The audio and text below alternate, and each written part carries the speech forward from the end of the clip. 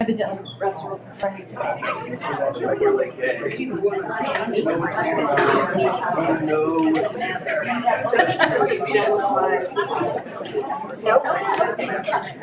Anything? I want to talk to you. Okay. Other than that, no. Okay. Thanks.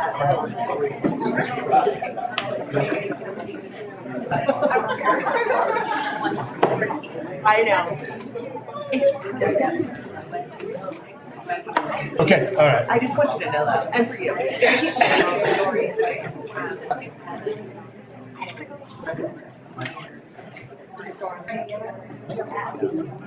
Oh, your mom's here. It's just the opposite way, not the back. Just know if there's any other dead ends. One better plus exit is the safest exit. Yeah, it's an office. It's got back. I think you're right. Yeah, it's like I was pretty happy to save the restaurant for I guess so. But after they came to investment, Patty, and we reconnected. No, not that I know of. River, and then we went to girl, and 2 years later, Ellie is the member of the it's right on his agenda. Yeah, Ellie. Your involvement, it is true. I was like, what is on this agenda that we do? I was like, can we do the consent calendar next week? The only thing I see on here is living. And I want to see if I stop it.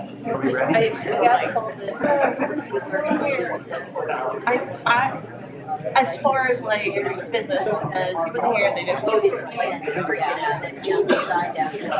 But yeah.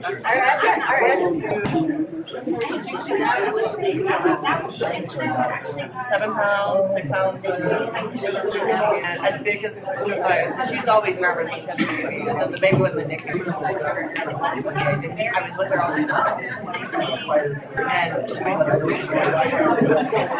but the oxygen.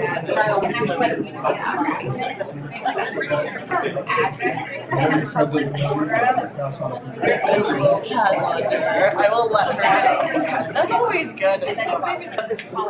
She actually, they got their kid in military. That's why I wanted to veteran, military, and military friends. One of them. No doubt it.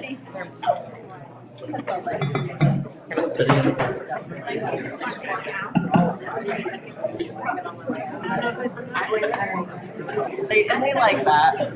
More snow. Just a minute and then we'll be starting. we want to ask. What's what yes. So I just talked with Like just move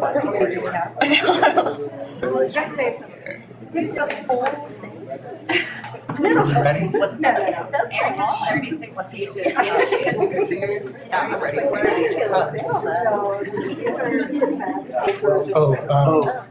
There's a budget. Fine, I'm public. Got it. I assume so, It's also, but I was just it's wondering. also for. Gluten-free. And it's just latte espresso shot. Espresso. Once I said that, I was like, yeah, perfect. Other. I say nerds. Like, I haven't even taken a sip. But you can't. Oh yeah. Ali Oriana. There's no way. She's the DAC representative. Oh, Ali. Her name. Whatever. We're still. Ali, right? Bring on. Financially abusive. You've worked. Okay, let's call this evening's meeting to order.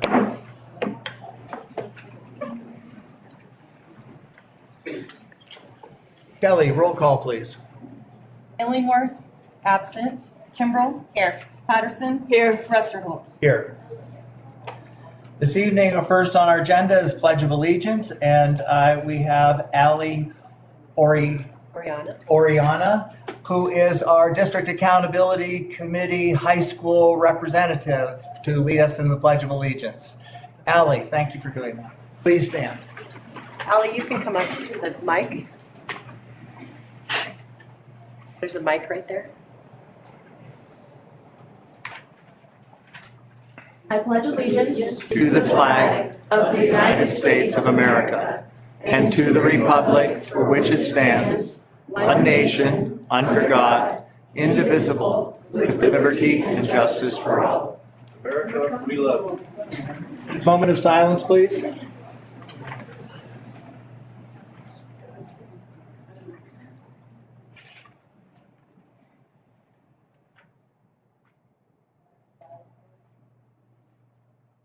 Thank you.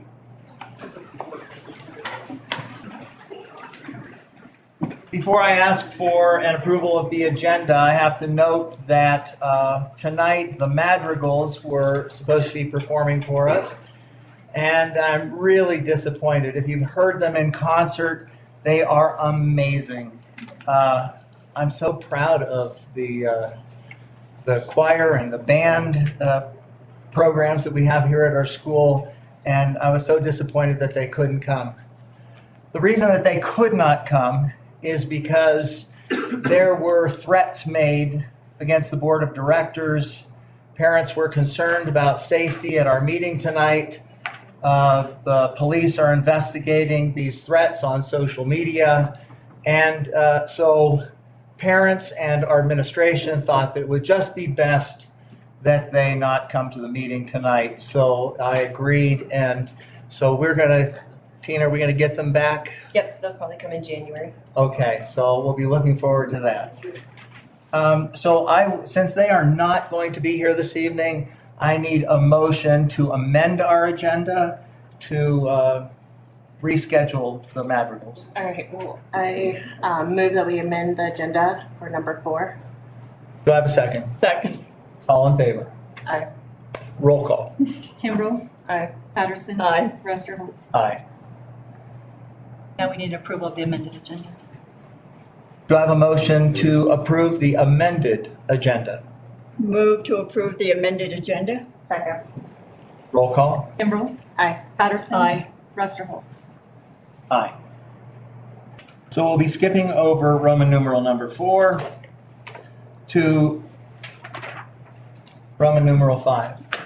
Before we start the public agenda, or the public comment, I know that there's a lot of high, passionate feelings going on. If you've been watching social media at all, with the students stepping out this morning and coming in late, I would ask that you please use proper decorum, that you use the kind of language or conversation that you yourself would like to receive. And if you can't do that, please don't participate in public comment. And I'm going to ask that the crowd just be quiet tonight, that there not be any cheering. Or we have a gentleman from the Woodland Park Police Department that is here to maintain order. We also have one of our school resource officers here. So thank you in advance for friendly neighborhood. We disagree on some things. We can still choose to be polite and kind to each other. Thank you. So at this time, we will have public comment. Please be aware that any personal or individual student matters are considered confidential under Colorado law. And it is out of respect for the law that our employees and students that we require those discussions to take place privately in executive session. It is requested that individual comments be limited to, what are we having this night? Tonight we have 13 people, so if we limit that to 4 minutes, we will be able to hear from everyone. Okay, thank you. The intent of public comment is to give the Board of Education the opportunity to hear your comments. However, the board will make no decision or take any action on public comment during the meeting. Thank you very much. Tina, who do we have first? So we will start with Luke Kettler. And while Luke is coming up, our next person will be Erin O'Connell and then Mary Ward. And Tina, we're going to be doing this by categories of, or how are we going to be doing it? Because we can allow everyone to speak, I'm just reading down the list. Got it. Thank you. So you might ask them to introduce themselves. Are you timing or do you want me to time? What time?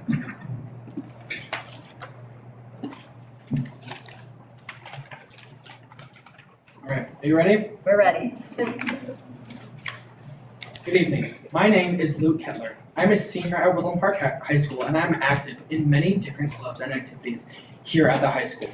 Some of which include my involvement in Key Club, theater, and soccer. I've also been active in Boy Scouts for over 9 years, and I've achieved the rank of Eagle Scout. I can personally give my first-hand account that this school district is phenomenal. I've been enrolled in this district since I was in kindergarten, and I honestly could not ask for anything more. The teachers of this district are some of the most selfless and loving people that I have ever known. I look forward to school each and every day because I know that I will be surrounded by caring teachers and an enthusiastic student body. Through my research, I truly believe that the current candidate for superintendent position is not fit for such a high place of power. Although I'm graduating soon, I have 2 siblings that are freshmen, and I believe that they have the right to experience the amazing opportunities that I have had in the last 3.5 years. I fear that this choice of candidate could strip them of that, and these fears are not irrational. Comparing the average PSAT scores from Woodland Park High School to the scores of the privatized school that this candidate is currently in charge of, you can see an enormous difference. E.R. Boses has had a composite PSAT score of 948 for juniors compared to Woodland Park High School's score of 1,000 for juniors. It is very well possible that the current candidate could have an extremely negative impact on our students' academics. It is vital that we all continue to think of our students first. It is evident that the current systems in place within our district are working well, so why would we want to change that? I fear that if the current candidate were to be placed as superintendent, there will be a decline in academic excellence and rigor that our district is known for. What does this new superintendent do that makes him so much better than the current standing superintendents? Tina Cassens and Del Garrick have been in our district for over 50 years combined. They know the teachers, parents, and students more than anyone else. And on top of the research I did for this speech, I also talked to many of my teachers and peers. I did not hear one complaint about or problem with Mrs. Cassens. People said again and again how she is qualified, caring, intelligent, and an anti-problematic person. People went on and on about how she is a caring person and how they've known her their entire life and the amazing positive impacts that she has made on our district. Isn't this the person that we want at the heart of our community? While talking with my peers, there was another reoccurring question. Why should we even be considering replacing someone who so perfectly fits the role? We are not the drones of our parents, as suggested in a statement made by a board member earlier today. We are our own people, and we are fortunate, and we formulate our own decisions. Parents help us achieve our voice, not control it. On the district website, it is shared that the second principle that our school board values most is the voice of the people. My teachers are the people. My peers are the people. My family are the people. I speak for the people, and this is my voice.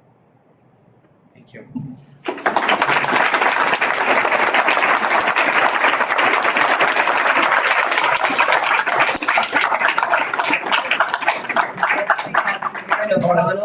Thank you very much, Luke. That was very good.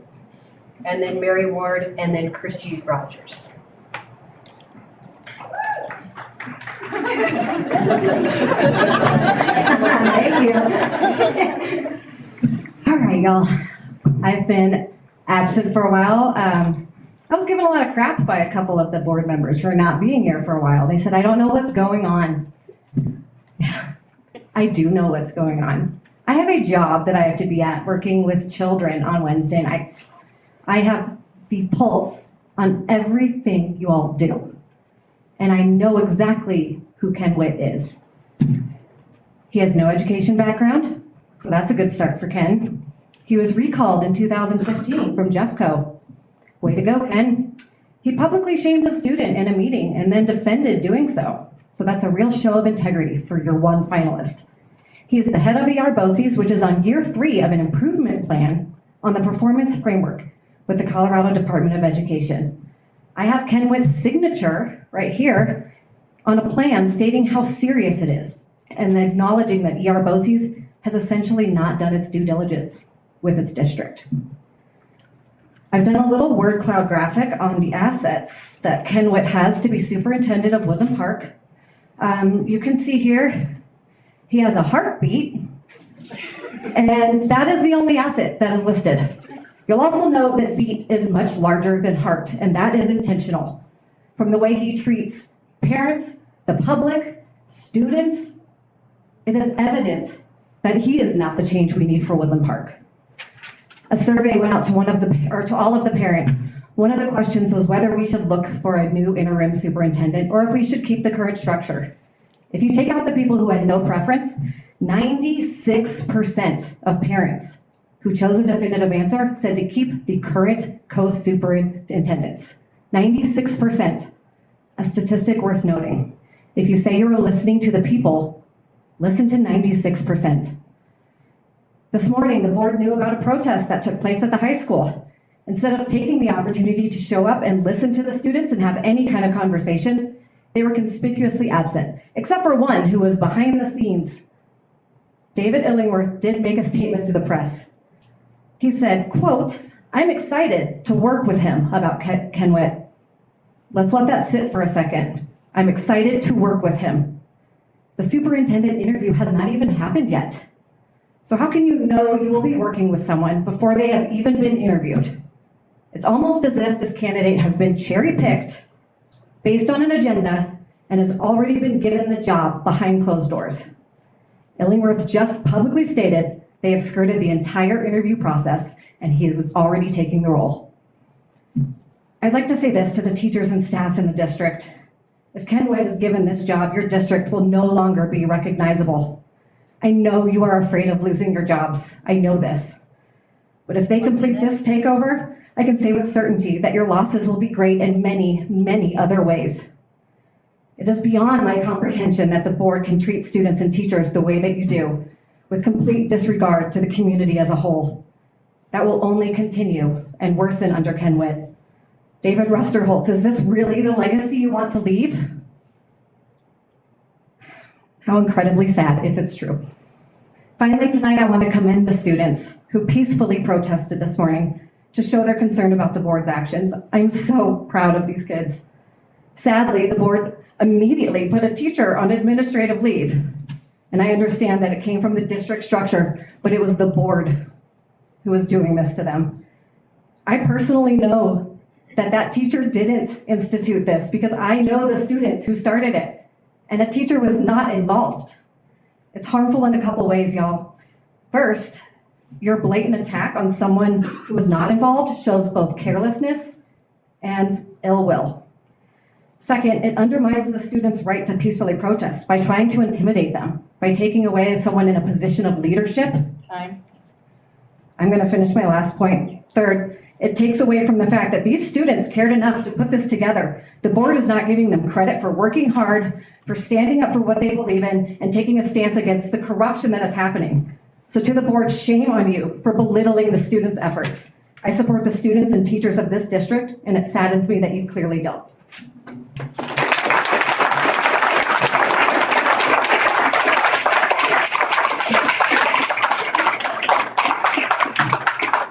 We have Mary Ward, and then we'll have Christine Rogers, and then Jean Harris. I am not alone in my disagreement with hiring Ken Witt for any position in our school district, let alone the superintendent.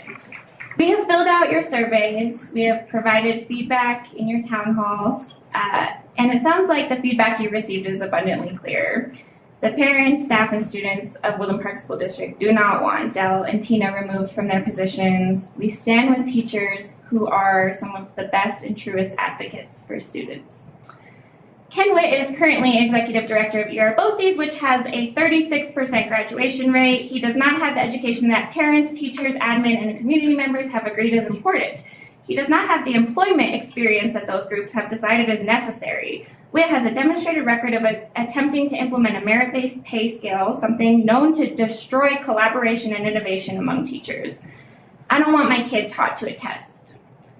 I don't want him to sit and stare at a whiteboard for 8 hours. Can you repeat that, please? You don't want your kids taught to a what? I didn't To hear. a test, To a like a test. standardized test. I don't want my kid to sit there and have to just learn how to fill out bubbles for a standardized test. I don't think that's a good educational experience. Thank you. Thanks for asking for clarification. And could you make sure she has her full time, please? I don't want their teacher to be siloed and isolated from their peers, which is what a merit-based pay system tends to do, is isolate teachers from one another. I love the collaborative and innovative nature in which our kids have the privilege to learn. And according to test scores, I don't want my kid's teacher to not have collaboration with their peers. My kid's teacher is awesome and works her butt off, and all the teachers that I've ever met at this school district are awesome and deserve to have community and collaboration and resources and support and money and not have to get good test scores in order to make a living. We're all community members here. When any of us are suffering, all of us are suffering. And teachers who are afraid to speak up because they're worried about losing their job and feeding their children because of the way the board has come after their peers is not okay with me. Sorry, that was unscripted. But Ken Witt is willing to sacrifice all of this in order to support the agenda of his wealthy friends, Brad Miller and David Illingworth. Now I want to turn my attention to the crowd. I guess I did that already, but Ken Witt is the perfect candidate to line the pockets of the richest within and outside of our community, Brad Miller, while destroying the love for learning that individuals in the school district have worked tirelessly to instill in our children for decades. Excuse me, Mary. Yeah. Could you just say what you're going to say, but it needs to be directed to the board. That's why you're here. Okay, now I would like to direct my attention to the board. Ken Witt and Brad Miller working together are perfect to line the pockets of the richest people within our community, all while destroying the love for learning that individuals in this school district have worked tirelessly to instill in our children for decades. Of course, this is strategic. It would really benefit Charis Bible College if they were able to keep the citizens of Woodland Park uneducated, uninformed, and unable to critically think. It's almost like this board is working for them. This isn't about politics. This is about our kids and their futures. Whether you've been here the whole time or you just got here, we need you. Parents and the board, we need you. Alumni and the board, we need you. And students and the board, we need you. We need you to do the right thing for the children that are in this school district. We need you to listen to the voices of the people in the school district who have taken the time to respond to your surveys and your town hall meetings. We need you to hear our students and hear their stories and hear their voices. And to all the people here, thank you for being here. Please do not give hope.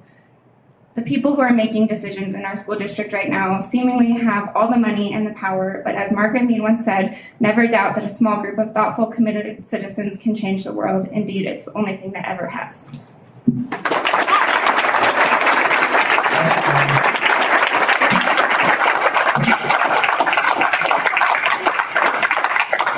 We have Kershid Rogers, then Jean Harris, and then Shannon Linkhart.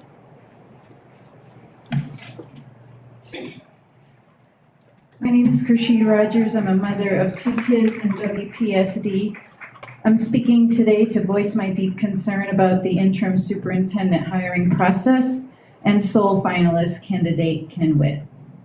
During my comments, I will be referring to data from the survey most recently distributed to WPSD parents and staff. Some people question the validity of the survey due to the distribution method, that is 1 survey per student. I'm happy to discuss with anyone why I believe it's an extremely valid and fair collection of data, which should not be ignored. But I'm cut down to 4 minutes, so not now. Please note, though, that none of those concerns apply to the staff survey to which I will be referring also. My first concern has already been mentioned. 90% of staff were in favor of keeping Dell and Tina. 59% of parents were also in favor. The fact that we're interviewing a finalist to replace them, I think, makes people, particularly staff, feel ignored and devalued. My second concern is that staff ranked instructional expertise as their most desired trait in the superintendent. Parents ranked instructional expertise as a very close second, almost equal to the trait of being personable. The finalist, Ken Witt, does not have instructional education, experience, or expertise. I do understand that Ken is executive director of E.R. BOCES, but I want to draw a clear distinction between instructional expertise and management of a business that deals with schools. So again, a feeling of not being heard. My third concern is that both parents and staff ranked their most important focus as academic excellence. My concern is that when I look at the E.R. BOCES records, I see Woodland Park outperforming them. I see that they're on their third year of academic watch. I see that they are currently on a priority improvement plan. For these reasons, I don't see Ken Witt as the candidate to move us further along in our academic excellence. My fourth concern is lack of process. Once again, I feel your process was rushed at the expense of genuinely seeking stakeholder input. Compared to our past processes for superintendent searches, this process involved far fewer stakeholders, no sharing of the finalist's application or qualifications resume with the few stakeholders that are involved, and a far less robust process of receiving stakeholder feedback after the interview. To me, having only one finalist means that it was not an effective search process from the beginning. 1 minute. We deserve better than this rushed process. Members of the board, your second core belief reads, soliciting and collaborating with parents, staff, teachers, students, and community to inform our actions which value the merit of each unique student. Please mean that. I'll end with something more subjective. My read right now is that our community of WPSD staff, students, and parents are feeling fearful, sad, nervous, upset. There's so much speculation out there because you have not been clear about your vision in hiring Ken Witt as a change maker. I don't want someone that will come in and fire people. I don't want to lose our middle school building. I don't want pay structure that would destroy our collaborative culture. I don't want to lose resources for our at-risk populations. I don't want to lose great teachers who are frustrated, and I'm afraid we will. I don't want to lose great families, and I'm afraid we will. Please let our existing co-interim superintendents finish out this school year. Thank you.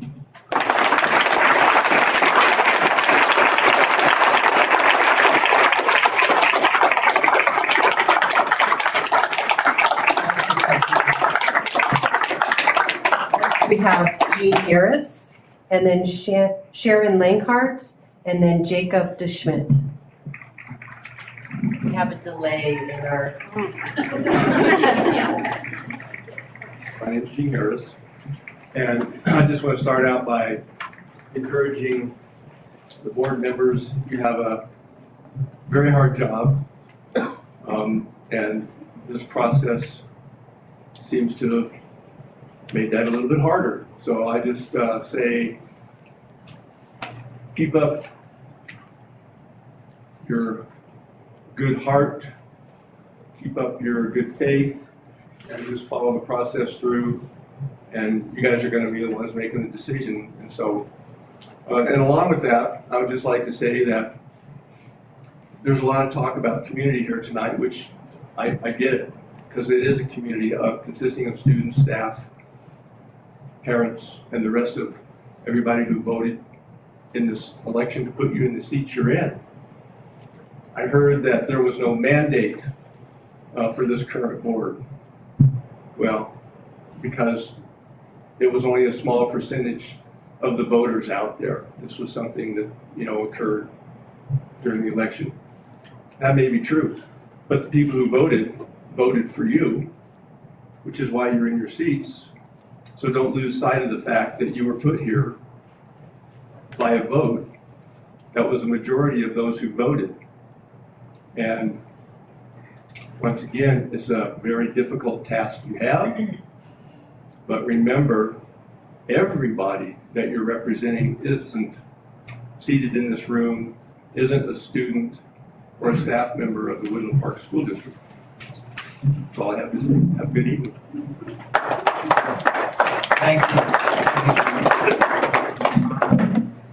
Next, we have Sharon Langhart, followed by Jacob Schmidt, followed by Bodie Wolin.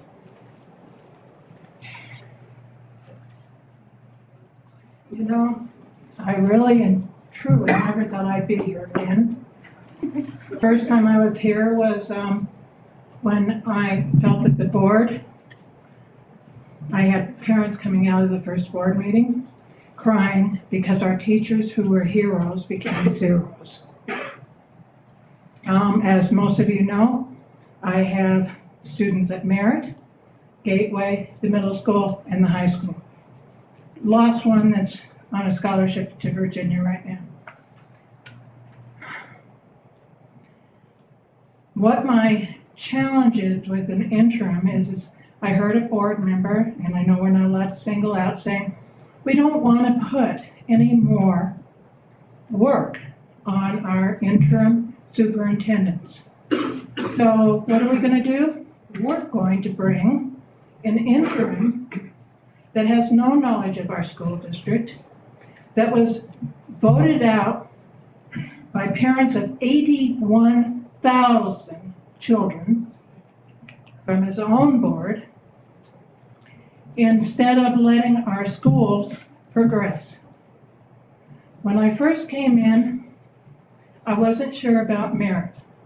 Well, I'm an investigator. I ask questions, so I went to Merritt board meetings. Guess what happens there?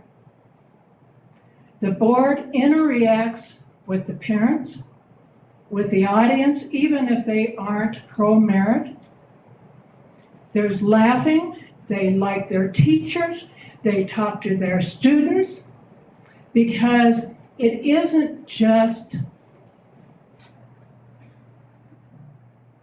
a board, a Republican, an anarchy, saying we are God, we have an agenda, and we're moving forward. I would not have come today except a board member said that the children that walked out this morning, and I don't know if it was mine or not, didn't ask. I mean, 2 of you have children that you've raised, but from 14 through 17, if I say black, they're going to say pearl. They're going to do what they firmly believe. And right now we have 2 members, Mr. Garrick and Ms. Cousins, that listen to the students. They're hearing our students. You know, one of the things that really brought things home is when you were talking about your vision, about studying the Constitution, studying the, everything about it. And it must have pleased this board to find out that just about every class outside of Merritt, 1 minute, because I wasn't there, had in fact been doing exactly that. I know that I looked at all your websites, been watching them carefully, and I know you want Christian values, but see, I have a problem with that. Teller County has 47 churches. So whose Christian values? I highly appreciate how difficult your job is, but bringing in somebody that hasn't the experience and without due process, I know it's, again, slipping through a holiday, but I really respect the fact that somehow you need to, instead of worrying about and spending an entire day learning about charter schools, maybe having a round-robin, honest conversation with the teachers and the administration about the Summit Learning Program. Open conversation about the Summit Learning Program, what's wrong with it, and what you can do to improve it. Do I understand it all? No. My grandson was yelled at by a teacher. Kaysen, I want to see your face, not your foot. So I fully understand it. Can you just finish up because your time is up? Okay, one other point. I've been asked to mention that Gateway, Columbine, Summit, the middle school, the high school are not giving you a report tonight. But Merritt is. They have their own board. They don't answer to you unless they are not doing their job. So I appreciate it. And I would like to hear from our other schools, because I'm an armchair quarterback, believe me. Thank you. I'm much happier that way. Thank you. Thank you.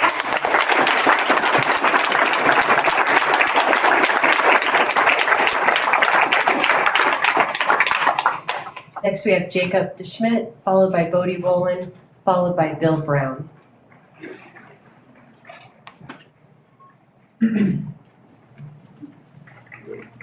I want to start off by saying thank you to everybody for being here, because you guys are the voice of our community, and this is not just something to take lightly. This is our futures. This is the futures of our people, our students, our teachers. This is the futures of everybody that is involved with this town.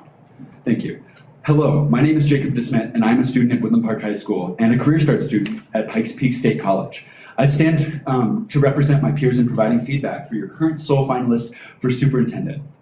Woodland Park has been a crucial point in the lives for many. As of recently, our motto, Be Better Together, has taken us to new heights as educators of Woodland Park have been setting a new standard as of recent to encourage our students to strive for success. We've seen that the PSAT/SAT scores have increased every year during the pandemic, and it shows no signs of stopping. This shows our distinct level of high competence. This trend is a crucial step towards the excellence of our school district as a whole, and if we nurture and encourage further growth, we could potentially observe Jacob, David up here. You do not have to rush. I'll give you the time you need to finish. Okay, thank you. Appreciate it. This trend is a crucial step towards the excellence of our school district as a whole, and if we nurture and encourage further growth, we could potentially observe a new era of near perfection, aiding our students towards a brighter future. See, this brings us to your choice for our superintendent. Your selection, the sole finalist, should be a qualified and competent candidate, right? Well, simply put, this is not the case.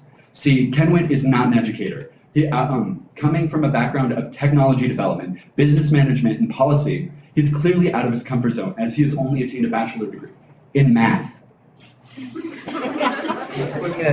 This is not what our district wants. According to a survey held at the Woodland Park School District, an overwhelmingly large percentage of respondents reported that they desired an individual with a master's degree or above in education. Not to mention the fact that Witt is not a licensed superintendent nor has any experience teaching in a learning environment.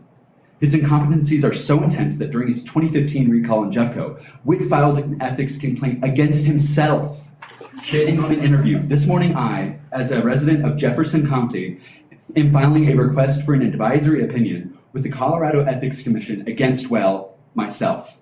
This statement, as said by Colorado polls, earns him the title of the dumbest man in Colorado politics. It displays the clearly visible incompetencies in Witt. I've only scratched the surface on the different problems posed in the past, like our others have said, but let's now look and converse on the problems that present us in the future. Witt's past experiences as a board member of Jeffco ended in disaster after his recall. One of his primary reasons for the recall was his attempt to alter the district's history curriculum. This change was not minor, as he attempted to get schools to teach a whitewashed version of U.S. history that promoted patriotism and downplayed civil rights issues, according to the Colorado Public Radio. This is a direct threat to our education. We've seen the agenda that WIT abides by, and if he is hired as our superintendent, he could have our education interfered with and inhibited. This takes away from our edge our school has been building over the past few years and threatens to leave students attending our district underprepared and lacking the proper education available elsewhere. This is unacceptable. This isn't the only risk posed though. Besides the education of our students, our educators and administrators are at risk. As shown to the risk posed clearly to our history curriculum, our teachers might not be able to reach state standards on education and might face risks to their careers. The fact that our educators are too scared to speak out for themselves about this topic speaks volumes. We also see the inherent risks to mental health services available to our students, as many of these services and positions are primarily grant-based, and hiring an individual that appears to show no interest in any of these ideas could detrimentally affect the health and safety of our student body and staff. And these services are needed and used by our school. And no, adults are not instigating us. This is our say. We are our own people.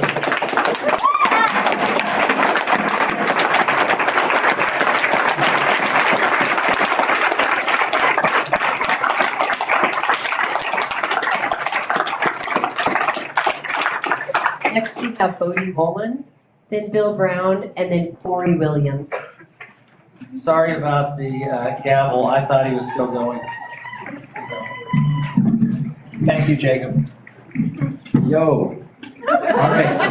Hello all, my name is Bodie Wolin, and I stand here with many other passionate, civilly active, independently driven students. There are several issues and concerns that myself and many others need to address tonight. I want to make this as brief and thorough as possible as I have plenty of finals week homework thanks to my amazing teachers who work hard to give me the best education in all subjects, especially history. First off, we need to address the sole finalist announced for the interim superintendent position. I find it utterly appalling that the Woodland Park School District Board of Education has chosen a man who not only has been investigated for violating a minor student's Family Educational Rights and Privacy Act and verbally attacking this minor in public, but also has been recalled from the Jeffco County School Board, or the Jeffco School Board in 2015. He was recalled with 115,936 votes. To put that in perspective, that's 14.3 times the population of the entire population of Woodland Park. Let's see here. To put that into perspective, Jefferson County has just over 500,000 people, and only 179 people voted in the process total. 115,936 people voted to recall this man. A student was verbally attacked and bullied by this man. This is not a man fit to be serving our teachers, staff, parents, and most importantly, our students. This leads me to my second concern. Ken Witt was a part of a school board very similar to Woodland Park's current members serving. His old board caused national attention for the criticism of an AP US history course for having a lack of patriotism. History is not about teaching only the good parts of the United States. It is about teaching all aspects, sides, viewpoints, in a non-biased perspective to students. History is doomed to repeat itself if not taught, so students are not manipulated into thinking one way or another, and instead have the knowledge needed to move on as a strong, just nation. Manipulation sounds pretty similar to what a certain individual on this Woodland Park board claimed about students like me being manipulated by our parents this afternoon. Thus, this brings up my last concern. We, the students of Woodland Park, showed up this morning to protest your incredibly horrible and stinky decision made by the last special meeting. We showed up because we wanted to be valued as students, and we want our voice heard, in which many last years, with anything from standards-based grading to the funding of certain programs to specific murals on walls, all have been ignored, and we have been given a fake face of listening instead.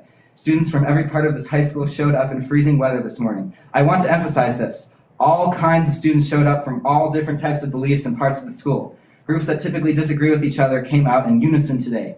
To contradict the claim made by a specific board member this afternoon once again, we are not manipulated by our parents. High school is the time of formulating our own opinions, and well, yes, rebelling is against our parents is part of that. Students with parents that are from all different backgrounds, reaches of life, and beliefs showed up today on their own will to participate. Parents are who help us as students and young civilians. They are who encourage us to do what we believe is right. It is sick to make accusations that our parents manipulate us, and not the cool kind of sick.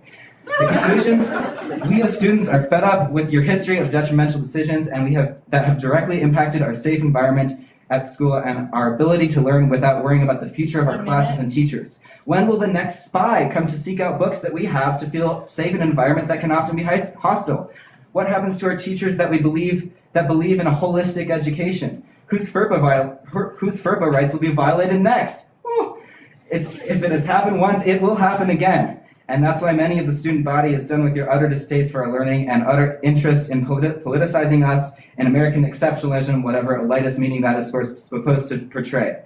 We are proud American-made students, and we are here to practice our civil duty as so commonly mentioned on this board. Myself and many others strongly oppose Ken Witt as a prospective interim superintendent, and we will not stop until we get the education we deserve and the environment we deserve. We will not stop until we feel secure in our schools and don't have to worry about what will come tomorrow from indecisive, childish adults. We want to be valued, and Ken Witt is nothing but a move to de-elevate our education and cut our lifeline, not support it. If our education is not elevated, we will fight for it until we win. Thank you.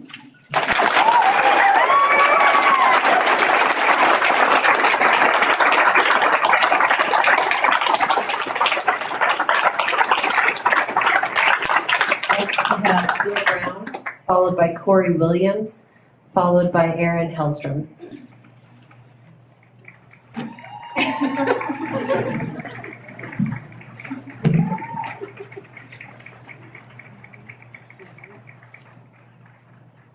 My early years were spent on a ranch in Montana that my family owned. And it's on this ranch that I learned many of the really significant life lessons that have shaped who I am, including a life lesson that I would like to share with this board tonight. You see, on our ranch, we raised chickens. And we kept these chickens for eggs. We also butchered them to eat. Now, for those who have never been around butchering a chicken, it's not the most fun process in the world, especially because part of that requires removing all of the feathers from the chicken. In this process, the hardest part is removing what are called the pin feathers, the closest feathers to the chicken's body. They usually have to be burnt off over some form of heat. This is usually done through a torch or just some small heating element. My grandfather got the great idea that there was an easier way to do this. Take a piece of plywood, nail 10 chickens to it, pull the weed burner out, and do it that way. What ended up happening was we had 10 chickens that were burnt beyond recognition. We had a board that was on fire, and in fact, part of the yard was also on fire. Which brings me to the connection that I'd like to make in terms of our district right now. My grandfather taught me that day you need to use the right tool and you should not take shortcuts. I would argue that right now this board is not looking at the right tool, or should I say the right person to be our superintendent. We need somebody right now who can keep our schools and our students on the positive learning curve that they are currently on. As has already been stated, our district has been improving in its educational goals, both in terms of test scores as well as post-secondary readiness. And whomever is the person that steps in needs to be the tool that has the right educational background to be able to continue this trend. In another realm, a year ago, I will tell you that the mood in our schools was one of encouragement and excitement. People were excited for what the future held. Parents, students, teachers were eagerly looking forward to what might be accomplished. Now, to be very blunt, the mood in our schools is one of anxiety and frustration. Our district needs the right tool or the right person, someone who can help rebuild a positive culture that includes every single stakeholder in our schools. Next, the superintendent must be someone who can restore trust in our district. Right now, as I am out and about in the community, as I talk with parents and teachers, community members, there is a large majority that tell me they don't trust this school board, nor do they believe that this school board has what is best for our school, what is best for everyone in the front of their agenda. Which brings me simply to this. As we look at who is the potential candidate for superintendent, you're looking at an individual, a tool who has a proven track record of sowing division, discord, and causing a mass exodus of teachers within a district. And there's many other pieces, the falling test scores, attacking students, etc. So let me simply say this. As we move forward, as we look at Ken Witt, this board needs to choose the right tool. If they do not, they will end up, just as my grandfather did all of those years ago, with an absolute disaster, with a mess, with a district that is thoroughly and completely destroyed.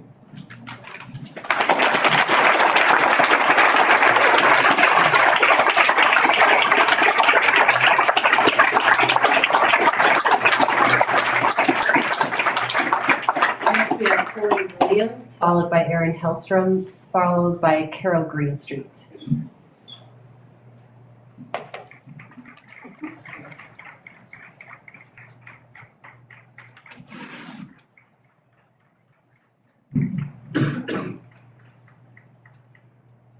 Good evening, members of the board and the public. I'm a man of faith.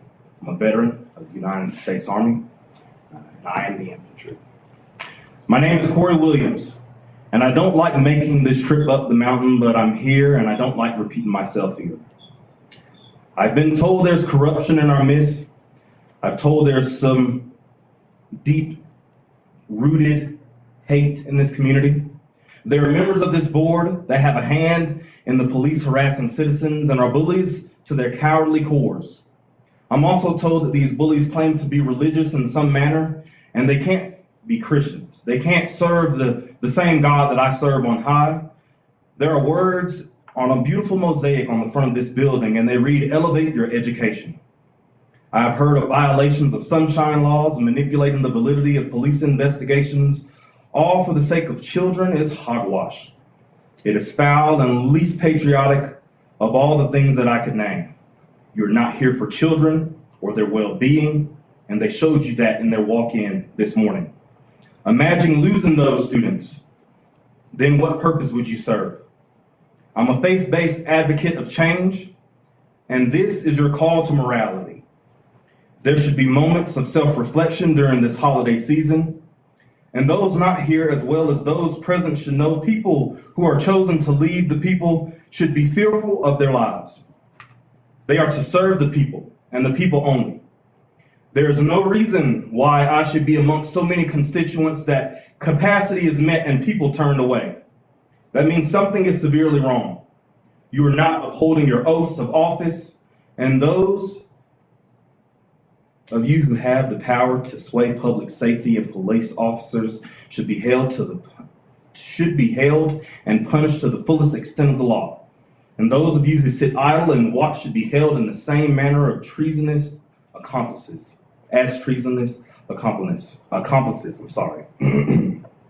Again, this is a call to your morality. Exodus 18:21 says, "But select capable men from all the people, men who fear God, who are trustworthy, men who hate dishonest gain, and appoint them as officials over thousands, hundreds, fifties, and tens." The key words there are men who fear God. Galatians 6:1 says, "Brothers and sisters, if someone is caught in a sin, you who live by the Spirit should restore that person gently. But watch yourselves, as you also may be tempted." So this again is your call to morality. Those of you who are too weak should step aside and resign.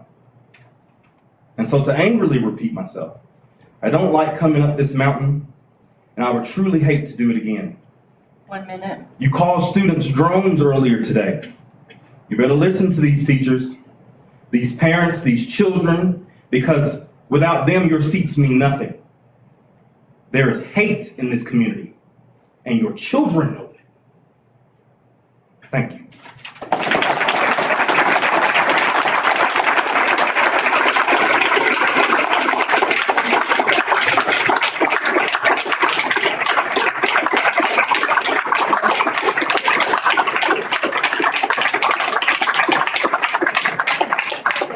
Aaron Hellstrom, followed by Carol Greenstreet, and then Chase Steele. Good evening. Can everyone hear me in the back in the cheap seats? I too am a veteran, United States Marine of 22 years. And I don't know what gospel you're reading, but that scripture is taken out of context. Now I stand tonight because I, as a concerned parent, have heard half-truths tonight. First of all, I don't prejudge a man I've not met, I've not looked in the eye, not shook his hand. I don't see any police reports because I know for a fact we do a background check on these people. If he has any police record, he's not gonna work with our kids. If he bullied someone, cops would have been called in. So let's stop putting fear out there on things that are not evidentiary. Number two, my son, when he was a sophomore, had a teacher teaching critical race theory. That's antithetical to the Constitution of the United States. I have written the board is aware of this, and I'll leave it at that. So don't tell me that everybody in this school that teaches is a great teacher. When I have teachers pushing theories that go against the Constitution that I fought to defend and my friends died for and were buried under that flag, we dishonor them. I expect to have a voice, and I expect those who oppose me to have a voice. What I don't expect is when we take and we dishonor and trash people. I told Dell at the DAC meeting on Monday, honor is how we treat people. I don't think they should go the way of the white buffalo. I think they should be a part of our school system. But if they're led by a leader, one person, because that's what a leader is, you don't have two battalion commanders, you got one. We need one direction, one voice. I love them both, and they're both professionals and they're experts in their field. Doesn't mean that they're going anywhere. I hope they don't. Doesn't even mean that this guy's gonna get hired. I, as a representative of the DAC, have an opportunity to ask questions on Monday, or the chairman. The point is, why not let the process be the process? That's the way we work. This is not a democracy, this is a republic. It's a republic. And too many people are thinking, well, hey, our voice is louder than yours. This board was recalled, and by a large margin, they were not ousted, they were left in. That is a mandate. They're moving forward with that mandate to get a director in. I don't like two co-chairs. Why? Who do I hold accountable? Well, that's Dell's field, so I should fire Dell for this failure, or should I fire Keener? Or do I fire them both? No, we need one person. That's what leadership is. We, the people, elect the board. The board elect a person, one person, to lead this system. We hold them, the people, accountable. They hold the superintendent accountable. The superintendent holds the principals accountable. Number 3 or 4, no one's gonna get fired. The only person that's ever gotta be worried about being fired is someone who's doing something illegal. Because I guarantee if I worked here, go ahead and fire me. Because then I'm gonna launch a lawsuit and I'm gonna win millions of dollars for being erroneously fired. Now, if there is reason for cause for my dismissal, I might worry. Let's voice our opinions. Let's stop attacking people. Because how would you like it if we prejudged you before you arrived here and said this person is rotten and horrible and all these things, and we never met him? Yet we call for equality. We call that we're level-minded people, we're intelligent people. We accept everyone, yet we don't accept this man. He was recalled. He was on the Board of Education. Doesn't mean he can't lead here. Maybe he's not good there. Maybe he won't be good here. Maybe he'll bomb out in the interview. I don't know. But let's give it a chance and let's stop being a knee-jerk reaction. Thank you. Oh, and lastly, I go to Karis, and I am a part of this community, and I don't like being called stupid because I believe in what that school system does. They revamped veterans' lives. And now you just insulted veterans and people whose lives are being changed up there because you disagree with their opinion. Let's disagree, but let's not attack. Thank you. Okay, Carol Greenstreet and then Chase Steele. I'd just like to say real quick before you start, Carol, I don't think anyone has been heckling until just now with Aaron. You may disagree with him, but please show respect and don't heckle him. Not anyone. Everybody has the authority permitted to come and speak tonight. Please continue to show respect. Go ahead, Carol. Thank you. Good evening. I want to speak on something that actually Aaron just mentioned. And Aaron, thank you for your service. All the veterans in here, I really appreciate you. I have a son who graduated from this high school who is currently serving in the military. And there is a lot, there's a lot of sacrifice. I appreciate that. I do want to say though that I disagree with what Aaron said about the recall. And that's really where I want to start because I feel like there's not much been said about it. And I think it's important that we talk about it a little bit. The recall didn't actually fail by a large percent. It barely missed getting a few of the candidates on the ballot. I don't know if any of you have ever been involved with a recall before, but it is very challenging. And it was met with a lot of resistance and things that were said that weren't true.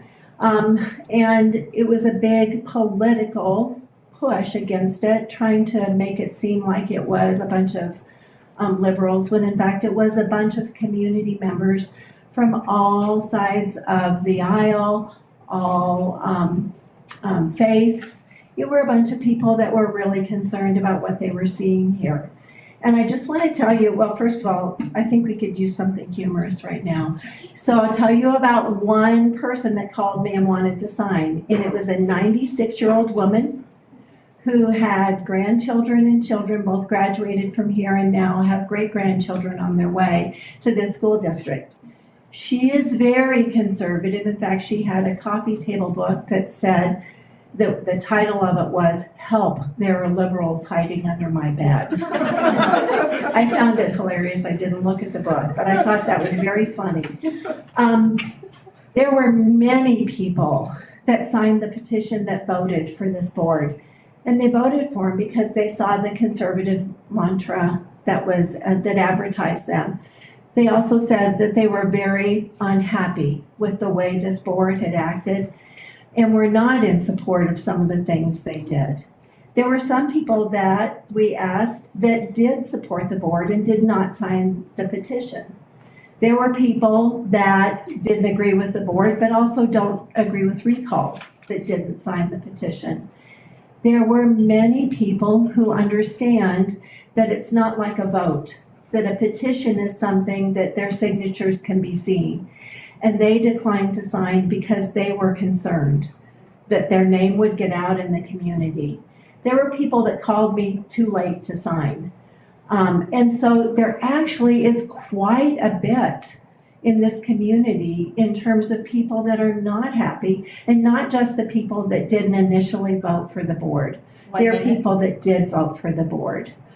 I want to talk about the recent survey that the school district did, and the percentage of people that supported keeping Tina and Dell in place for the year. And the main concern that I have with that is you all have talked about how your customers are the parents. And in this survey, the customers overwhelmingly said that they want to keep things as they are. Your employees said overwhelmingly they would like to keep things the way they are. Any businessman would tell you that if you are chasing after some customers that you don't have, at the risk of losing the customers that you do have, it's a terrible business model. Same with your employees. It's very important to listen and collaborate with the parents, as you have said, is one of your primary concerns. Listen to the parents.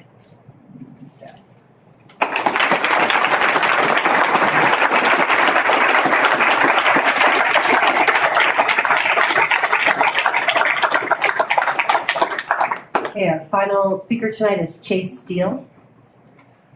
Chase outside.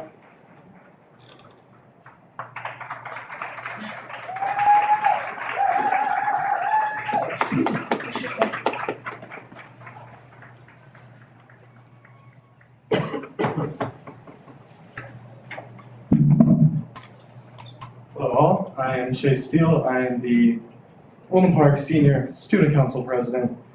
I would like to start about history about me.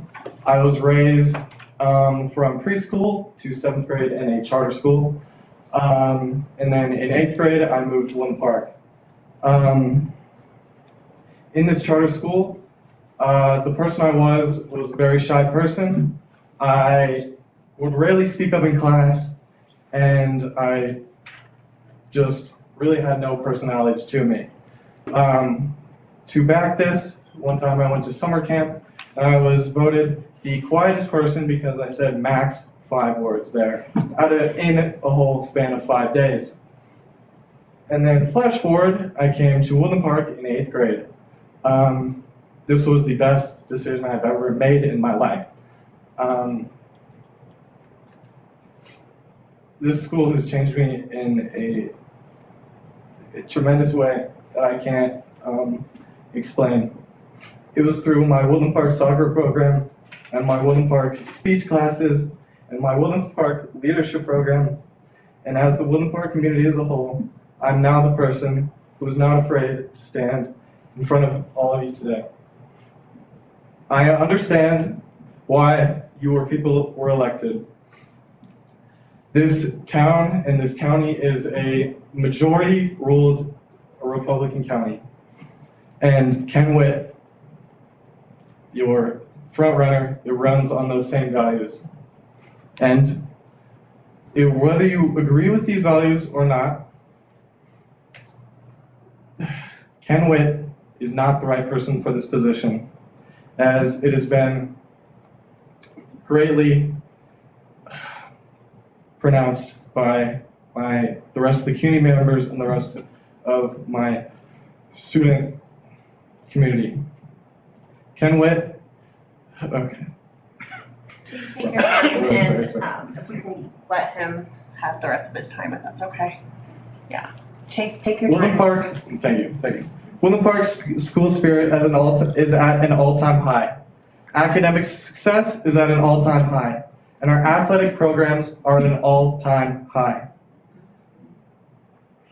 Regardless of your political opinion, putting Ken Witt in the office is jeopardizing all of these statistics, all of this stuff that Woodland Park school community has worked so hard to build in the past couple of years.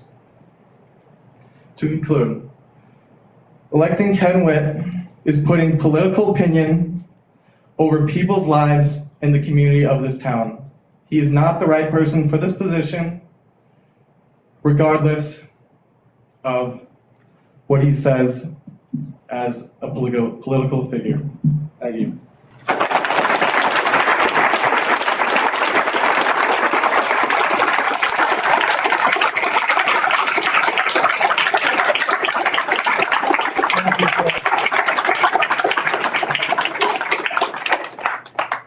Are there any more? You want to say something? Thank you, everyone, for your comments tonight. Next on our agenda, we have our consent calendar. Do I have a motion for approval of the consent calendar? Motion to approve the consent calendar. Do I have a second? Second. Roll call. Kimbrell. Aye. Patterson. Aye. Rusterholz. Aye. Okay, we have 2 items for discussion this evening. We have an update on the interim superintendent interview process by our board subcommittee, and we just have Cassie here this evening. So Cassie, you have for us a schedule. Just the interview with the DAC on Monday, on December 19th at 6 p.m. Is that correct? That you were at the DAC? Yes. That's what I heard back from you guys that worked with their schedule, so. Yes. Yeah. Let me just want to make sure that this isn't here. One thing, we had a great meeting with the District Accountability Committee on Monday night. It's a great group of people, very diverse in their approaches. I appreciate some of you are here tonight. They spent some time putting together questions. The chairman, Seth Bryant, is doing an amazing job organizing and putting those questions together in categories to ask Mr. Witt. So I think it is a very good process that they're going through, very well thought out and organized. So that is going to be open to the public. I just want to get a feel. It's very passionate tonight as well, and to going into that. I'm guessing that, will most of you want to be there Monday night or available be there? I want to make sure that if there's a lot of interest, that we do have it in the auditorium. And I believe the auditorium is available. But not tonight, huh? We're talking about Monday night. I know. We did not know what tonight would be. Yes, we did. I'm sorry, I'll Okay. myself.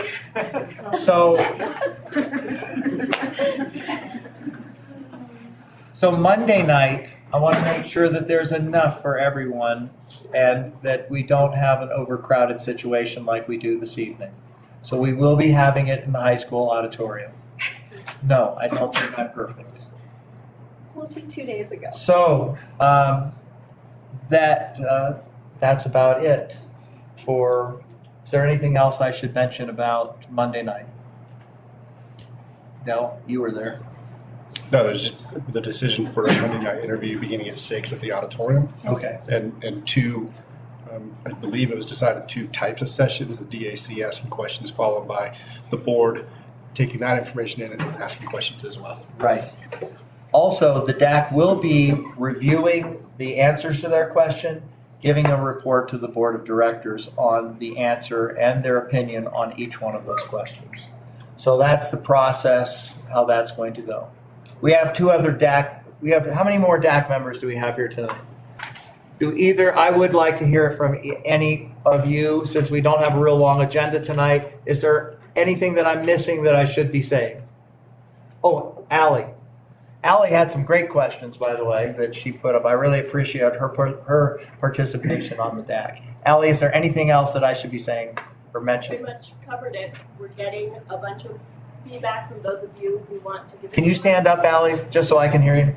All right, we are collecting feedback from those who come to the meeting, for those who watch it. So send it to the DAC email address, and we divide those to all of our stakeholder representatives in the DAC, and we review them, and then we send them to the board for review. So be there and give your feedback. And that email is posted on the website under the DAC. So that's live now? We can actually contact people appropriately on the DAC? Yes, we will make sure it's one email address. And so we'll make sure that's posted to the DAC, which is on our main page.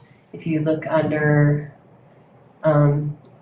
board board and then accountability. and then accountability committees, the DAC would be there, and we will have, Contact them appropriately. we will make sure the email is posted and it's one email. So one collective email for the entire DAC. And then those. WPSD.DAC@WPSDK12.org. WPSD.DAC@WPSDK12.org. Thank you, Tina. Thank you. Any other DAC member have anything that we should add to, just for information this evening? Okay, well, thank you. Is Cassie done? Well, I Cassie.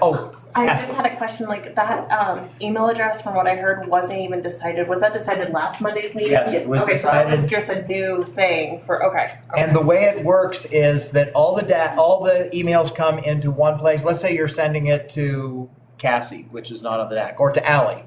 It'll come into one email box and then be distributed to the individual DAC members. So if you want to write to somebody in particular, you can still do it that way. Well, thanks for the update. I had that question from several parents as well, and so I thought that decision wasn't even made until this week, so. Okay. Thank you. Anything else with the schedule? No. We just wanted to wait until the DAC members to decide, and what we heard from the board members that sit on the DAC, that you guys came back and said, hey, this is the date that works for us. Saturday was too much, this previous Saturday, and there's more people that can make it on Monday versus That's Saturday. And so that was just, I wasn't there, that was the feedback we heard from you, and so we were open to whatever. Yeah, most of the DAC members could make it on Monday night. That was the reason for the change. I wanted to make sure there was as much participation as possible. Anything else, Del? Nope, that covers it. All right. On to an update on the Board of Education Director vacancy timeline. Tina, I think you know more about the timeline. Kelly. Kelly is our timeline expert. Discuss this. It is currently. Not to put her on the spot or anything, No. but let's put her on the spot. So it will be advertised. It's currently on our website. However, with the deadline of the paper, it will not hit until next Wednesday, December 21st. It's open until Friday, January 13th, 2023. It's for Director District A, which is an at-large vacancy. And so to qualify for that, you have to be a registered voter within Teller County for at least 12 months minimum. And also you have to reside within the attendance boundaries of the entire Woodland Park School District. Could everybody hear that? Okay, good. Anything else? I guess not. All right. And is that posted on the school website? Yes. All right, so all information is there, and on to our next. An action for Board of Education Secretary vacancy due to Director Austin's resignation. So there is an office position open that we need to be filled. So I would like to make a motion to appoint Director Kimbrell as the new secretary. I would certainly second that motion. Yeah, I'll accept. You will accept. I'll accept. All right. Well, I don't think I thank have a you, choice anyways. No, not really. So is there any more discussion about Cassie being our secretary? I'm all in favor of it. So, Kelly, roll call. Kimbrell? Aye. Patterson? Aye. Resterholz? Aye. Thank you, Cassie. Next, we have reports and updates. One of my all-time favorite updates is the always clever and witty Nate. Thank you so much. If you have not been here for some of the things that Nate has presented, you want to talk about inspirational, and you would never know that this gentleman is a math connoisseur. I do admit I have definitely worked on improving my public speaking skills. I will tell you that I have a very deep passion for the profession of teaching and for my students. And those things are what inspire me. And that's why I stand up here as the WPA representative, to have the voice of the staff represented. So tonight might not be as witty. If you're looking for an inspired speech, I hope that I do inspire you. Nate, I always appreciate the things you have to say.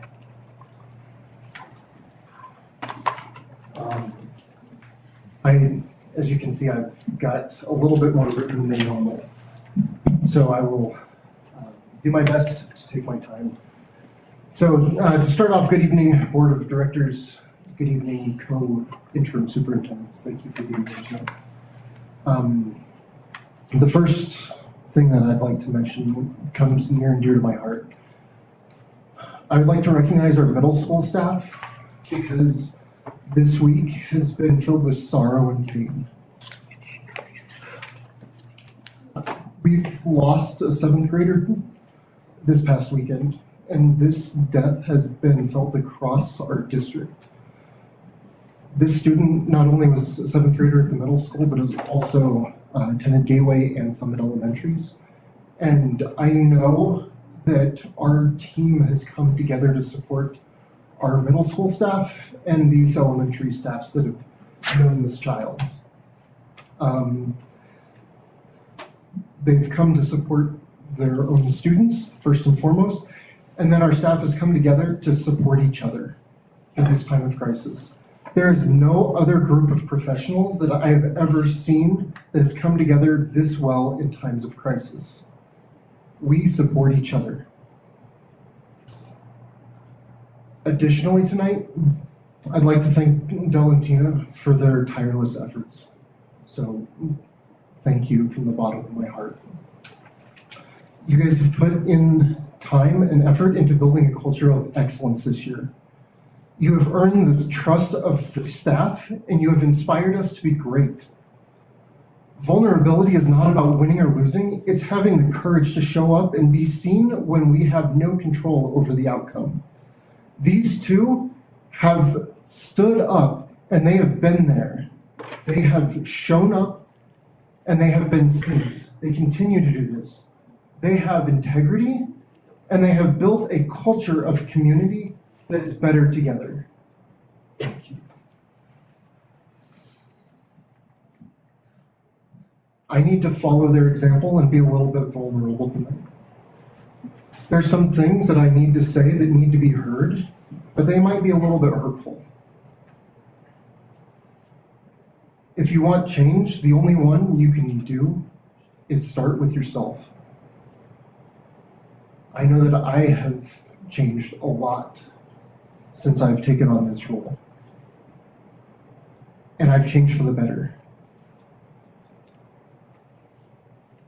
The culture of a district, of a school district, starts from the top down. The superintendent of a school district really affects the culture of more than just the district.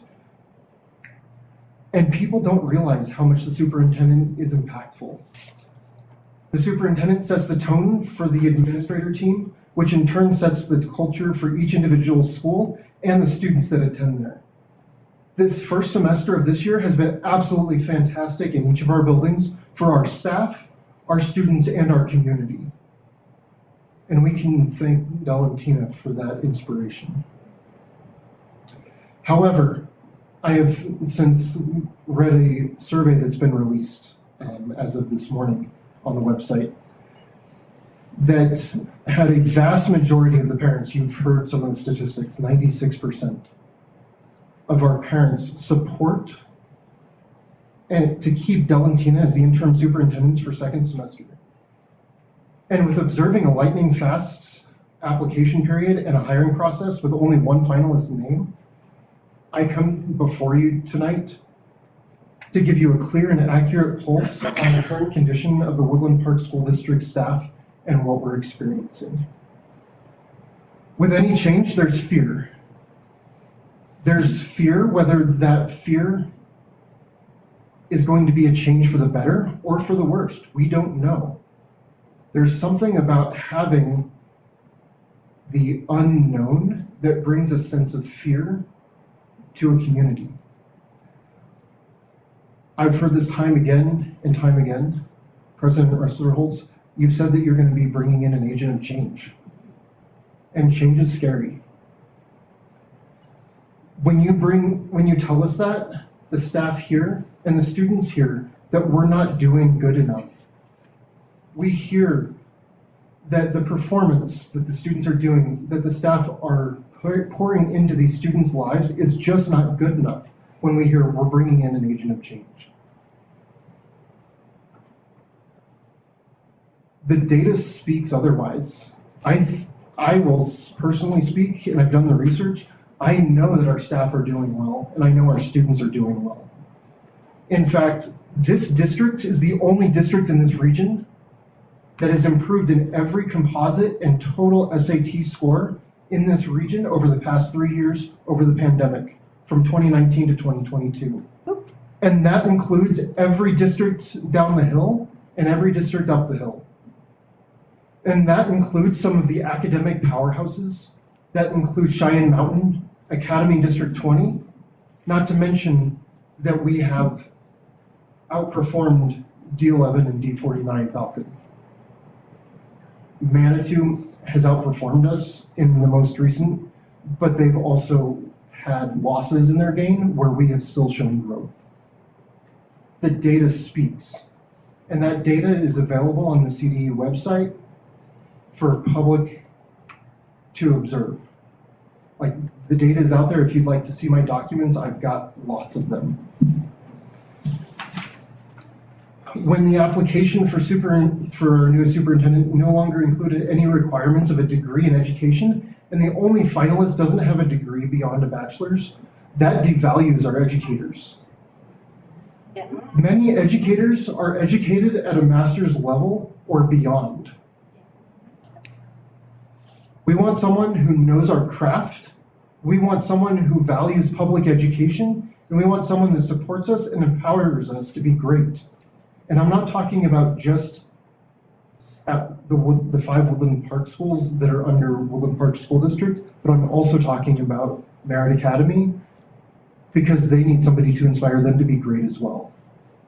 This leader will represent all of us. We want someone who can lead us teachers to continue to show improvement.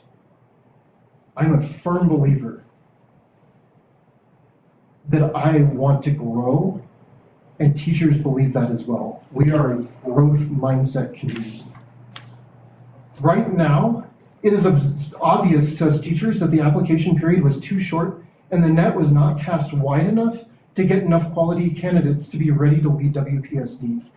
If the board was only able to name one finalist that they could support, then the applicant pool was way too small. At best, this is bad business practice. This would never be accepted by a successful private sector company. At worst, this is not consistent with American ideology. It is an American ideal to provide healthy competition to bring out the best of the candidates and not create a monopoly. This board needs to postpone signing an interim superintendent and reopen the application during a normal superintendent hiring period to draw the most qualified applicants possible. This will allow the board to lead by example. This will allow you guys to give a demonstration of what it means to be a great American citizen. We as educators, we want to know that our students are kept safe, and we want to know that they're treated with respect. Our nation was founded by a group of radicals that said enough was enough, and they wrote a constitution and stood up together to form a nation of unity, so that way everyone would have rights. All of us, educators, administrators, school staff, students, parents, and this community deserve a voice. We should all be asked to work in collaboration with this Woodland Park School Board to make sure that we have the best and the brightest, and that the decisions that impact our district are the best for our community. The only group right now that has been asked to weigh in on such a heavy decision is the DAC, who only has, as recently as 2 days ago, opened up one email address for input communication to them. It was just announced tonight what that was, but I think it is on the school website. A republic has its voting members voted in by the public and not appointed by some executive branch.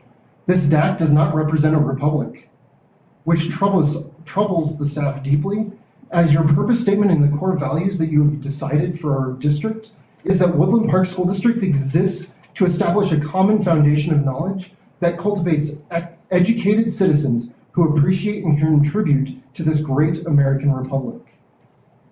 This morning, I watched a lot of students exercise their freedom granted by this same Constitution.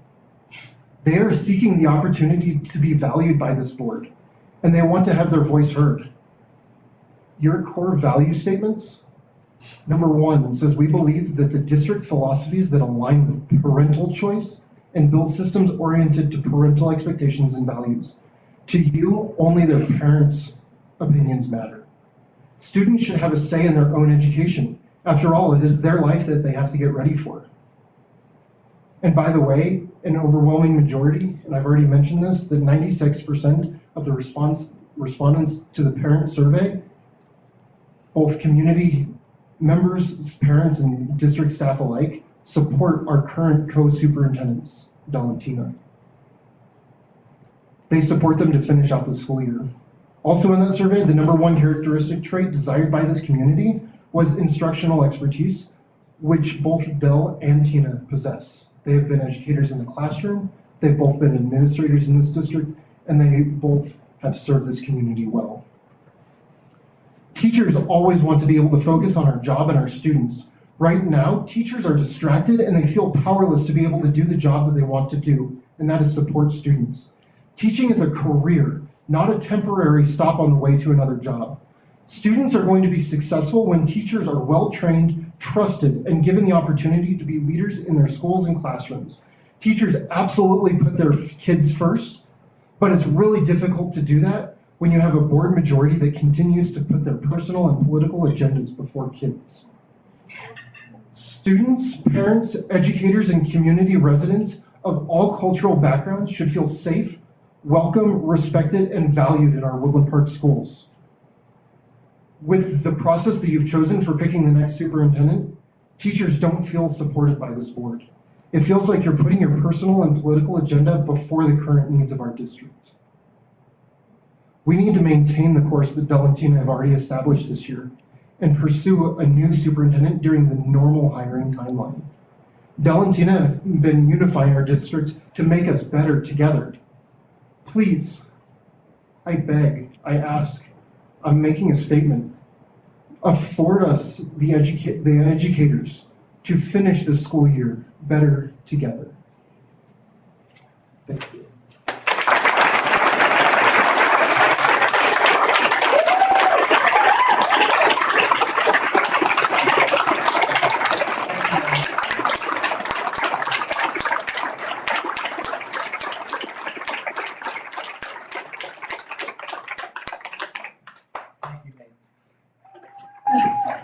I'm sorry, I forgot to give you the opportunity to ask me some questions if you.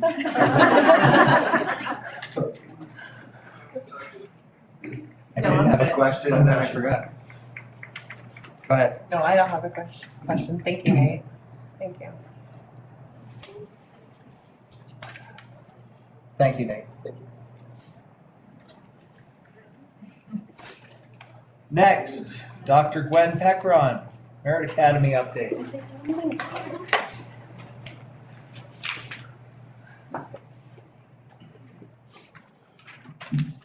Thank you for having me here tonight to provide Merit Academy's monthly charter update.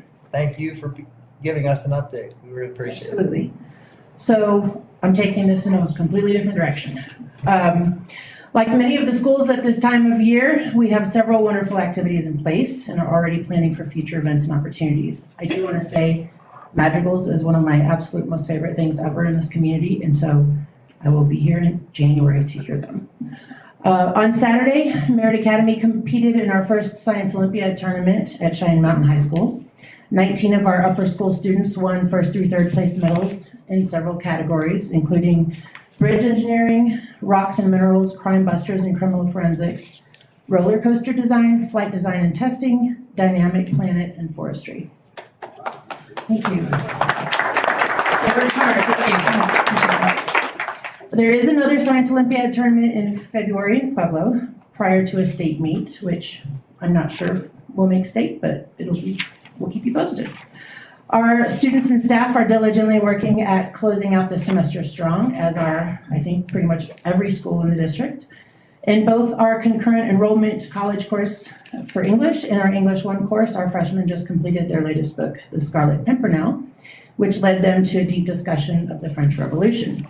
And within our core knowledge curriculum, our 6th graders studied the French Revolution, and they just closed out that unit with a French Revolution reenactment, including Skittles and taxes. It was quite engaging and it was fun to watch. To follow along the theme of our horizontal alignment of curriculum across subjects in each grade, our 8th graders' most recent readings were both Knight and Code Talker in English class. They also engaged in the Socratic conversation regarding World War II and history. This is our purposeful planning to support the horizontal alignment in knowledge-rich curriculum.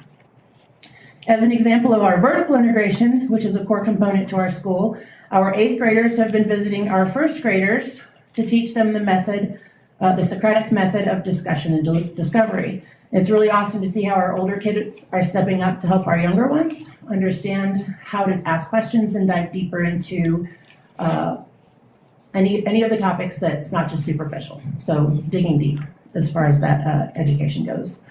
Several of our freshmen are ending the semester having earned 3 concurrent enrollment English 1021 and or 4 concurrent enrollment 1034 college algebra credits through Pikes Peak State College. Next semester, these students will move on to English 1022 and College Trig, earning up to 14 credits of guaranteed college credit in their freshman year. We are also planning next year's offerings, adding more college courses for our students through PPSC and potentially the UC system. including US History and English Lit. We're also adding AP Bio besides the other sophomore classes like chemistry, geometry, and more. Next semester, we are piloting a Young Eagles program for our Civil Air Patrol students, wherein they may be tracked to complete their FAA technical exam and also earn enough piloting experience to qualify them for their aircraft pilot license upon completion of the multi-year program. This poises them well for commercial cadet pilot programs when they graduate. We will also keep you posted on this aviation track and how it not only grows, but at the same time becomes more focused and purposeful for our students interested in aviation, aerospace science, or military careers. Our teachers are also closing out their semester reflections for their evaluation and professional goals. Our evaluation process not only includes a discussion of pedagogy, communication, and leadership, to name a few, but also centers on our own core virtues. One of the requirements for our seniors prior to graduation is they must prepare a portfolio or an essay answering questions like, what does goodness mean to you? Or what does it look like to be a responsible citizen? We cannot ask our students to answer these questions if our staff cannot model these very virtues themselves. Finally, I want to congratulate Woodland Park High School's cheer squad and their state championship.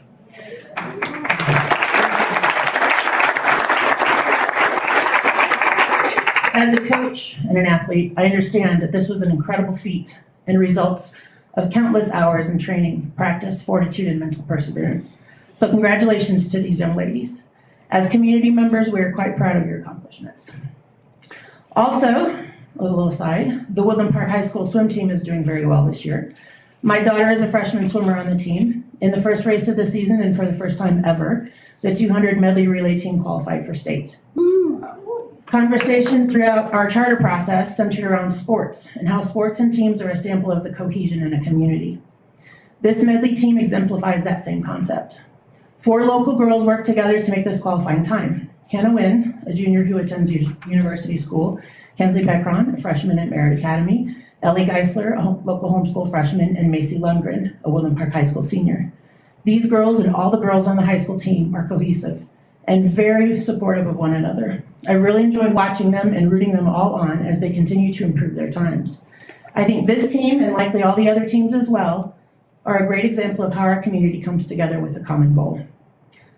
I also want to thank your staff, particularly Miles and Ron, as they have worked on that portable and gotten it ready for us to be able to eat indoors. Particularly timing is great, so thank you for putting that together. They have been phenomenal on that. So thank you for your time tonight. I want to wish you all a very Merry Christmas and a safe New Year.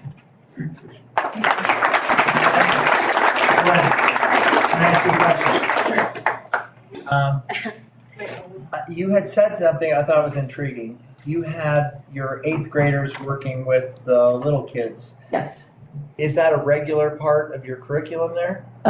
Every couple weeks, the 8th graders will go down into our 1st grade section and they teach them Socratic seminar. So we can't call it speed dating, but it kind of is. So the kids are lined up and they're talking about one of their 1st grade books and they discuss the theme and the characters and so forth. And most of the time, the questions from the 1st graders are very beginning and superficial. And then the 8th graders will say, well, how can you ask that deeper? And so the kids start to ask pretty deep questions, or what happens if this changed, or things like that. And so it's really fun. It's intriguing. Glad for sharing that. Also, the encouraging word that you said of how we can all get along and how kids naturally get along with the medley relay. That's a great example. It's fun. It's so much fun. The swim team is awesome. My daughter's loving it. They've been very welcoming. Well, thank you. Thank you. So you got 2 questions for her, but nothing about that your staff and teachers are suffering? Let's be orderly. Aaron. I'm sorry. I believe, it's gonna take me a second.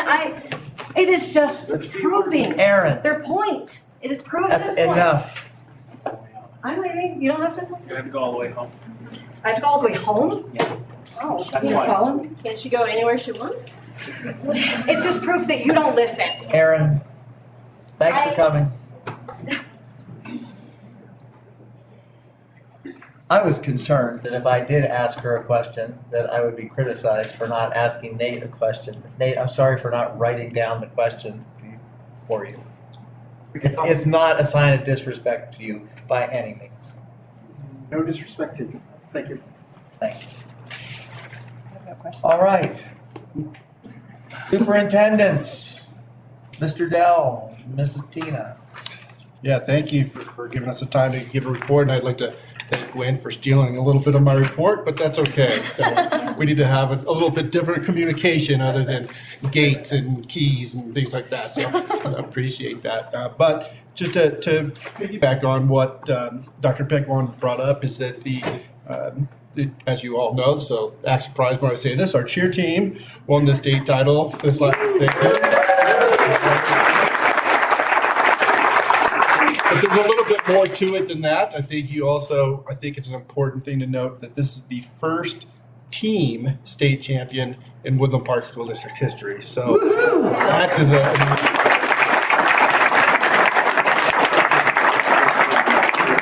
chance to see it on CHSA TV or something like that, or you weren't live. I think they are performing in front of the student body tomorrow afternoon. I believe it's at 3:15. Help me if. Correct. I pointed at you and she said correct. Okay. Correct. I just thought you would know because of the email thing for staff or an assembly, but that's okay. So 3:15 tomorrow, they'll be doing their routine. Also, I'd like to congratulate our 8th grade boys basketball team as they also won the league tournament and are league champions.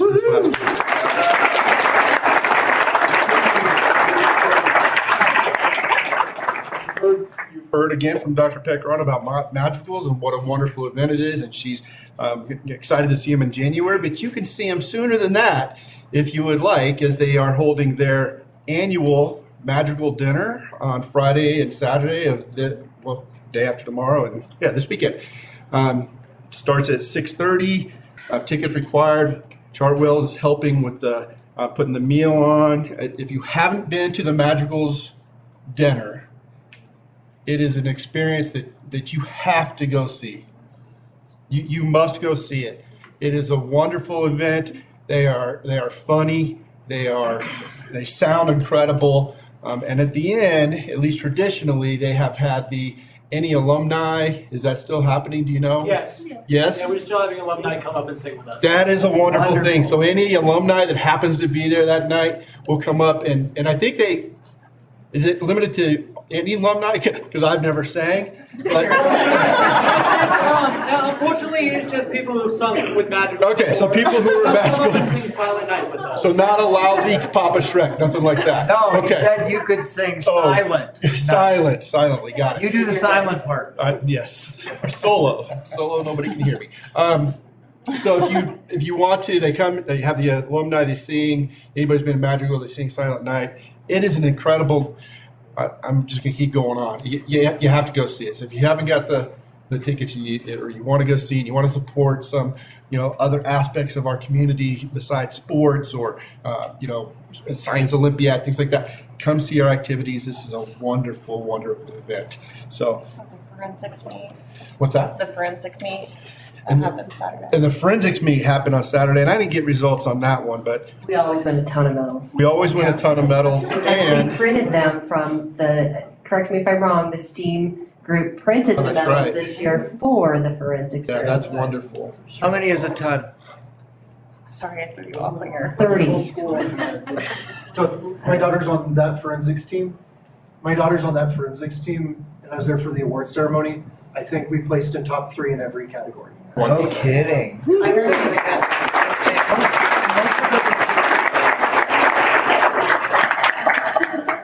So great things happening, and that was coinciding at the same time with, was it Cookies with Santa? Cookies with Santa. So the middle school was bustling with activity that day for sure. So it's great to see our kids out there.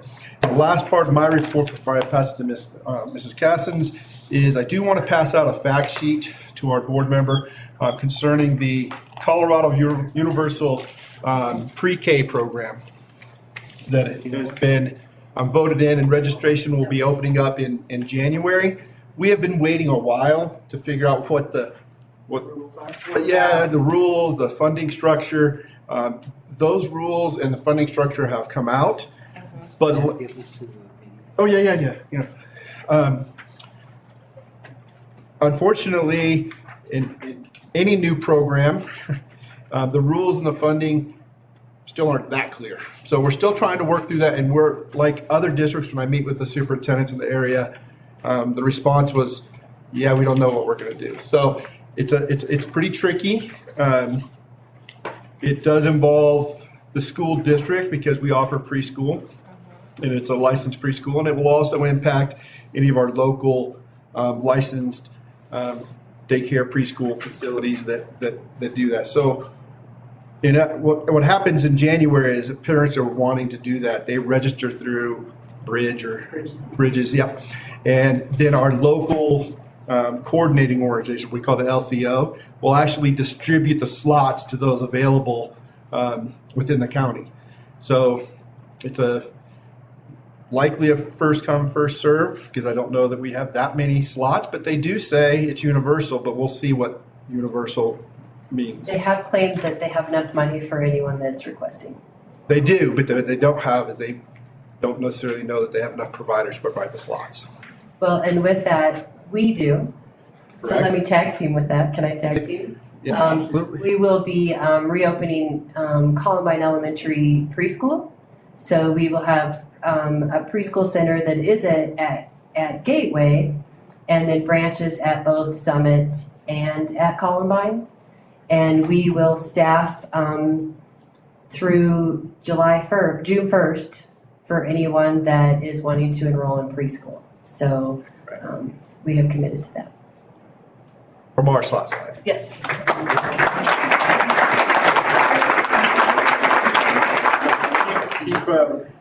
Keep your ears open for future updates on what that funding looks like. Okay. Um, I was gonna ask you Yeah. some questions on it, just Please, like what, well, please, what I can. if you know, sort of the timeline, are we just sort of waiting and like in flux for that budget, or how that will affect our upcoming year?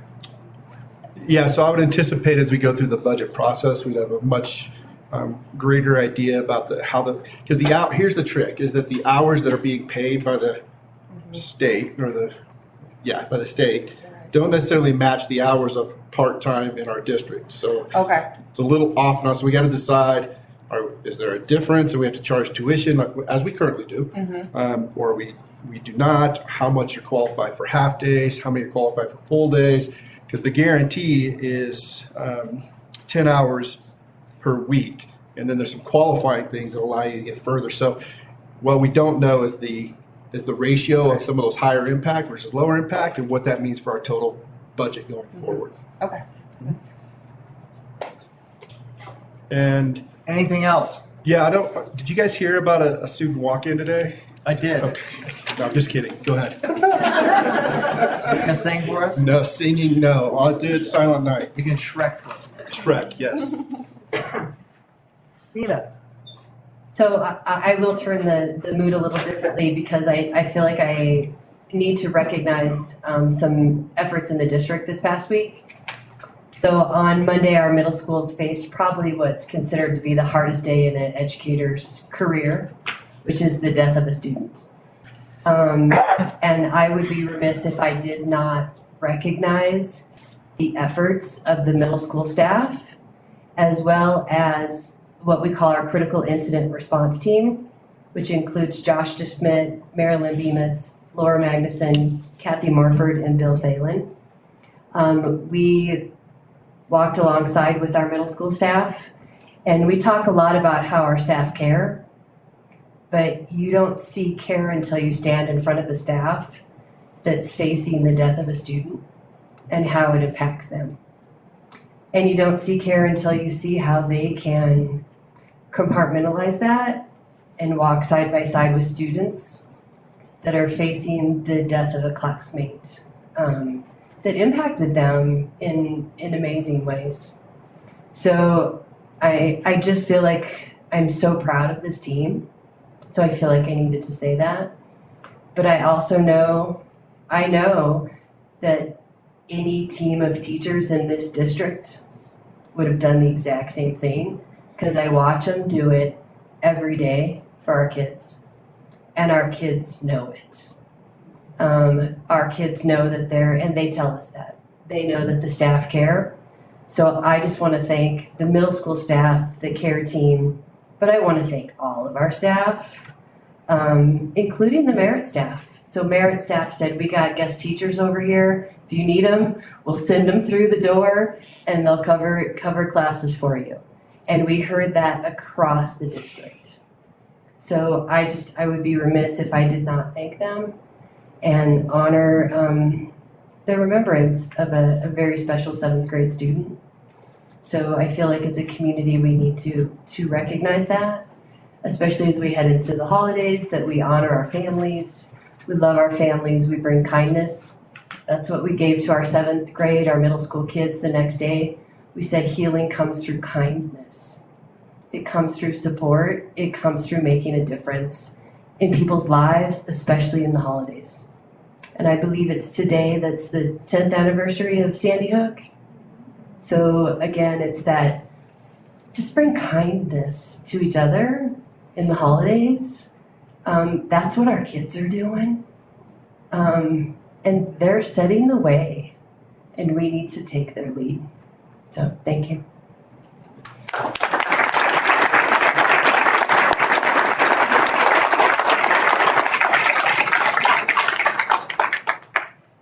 Okay, we're on to Board of Education reports. Cassie and Sue, do you have any comments this evening?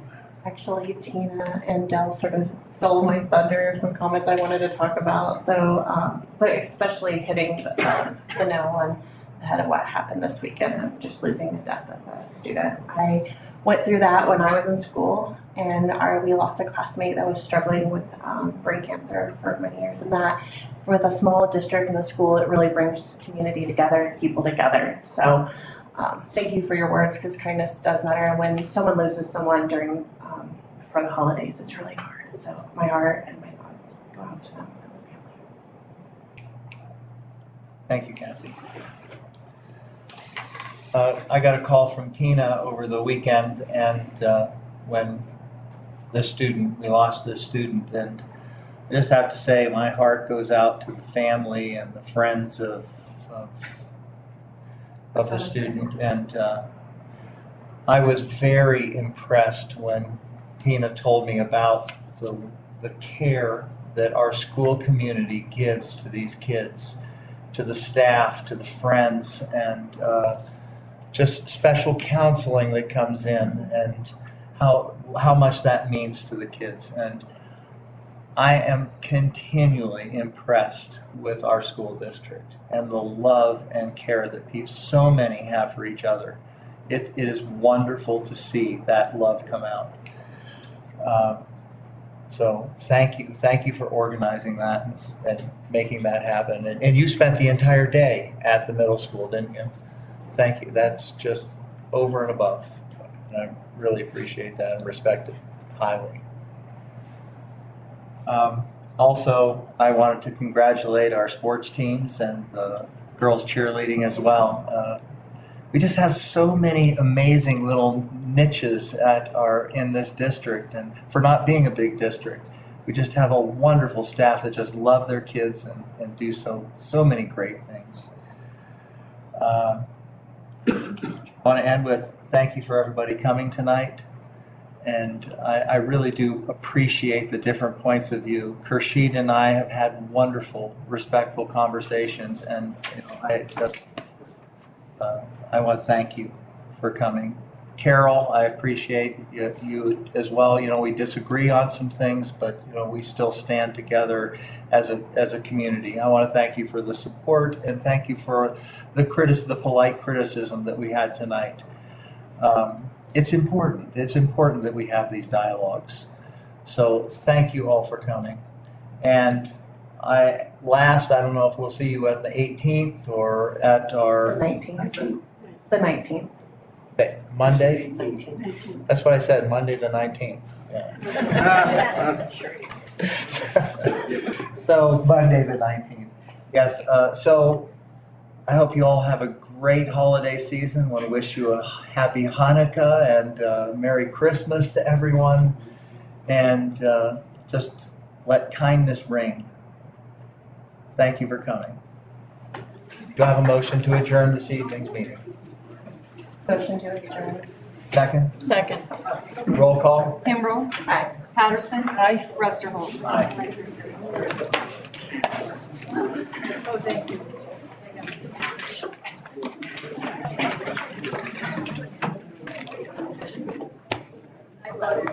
Hello. Have you set a special meeting for next Wednesday?